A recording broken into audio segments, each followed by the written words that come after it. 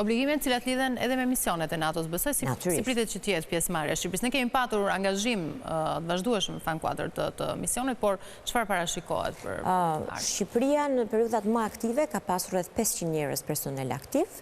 Për momentin që flasim, kemi 220-250, varjon numri, sepse ndonjëherë disa nga misionet janë më të shkurta. Po përgatitemi që të çojmë një togë në Rumani. Kjo është në kuadrët edhe ndryshimeve të trupave që ndodhen, trupat amerikanë që kanë lëvizur dhe shtetet tani duhet marrin më shumë përgjegjësi. Kemi mbi 20 vite që vazhdojmë në mënyrë të parreshtur misione në Kosovë. Jemi pjesë e disa misioneve të tjera që janë pjesë edhe e Kombeve të Bashkuara, po ashtu edhe misionit europian në Bosnjë, Altea.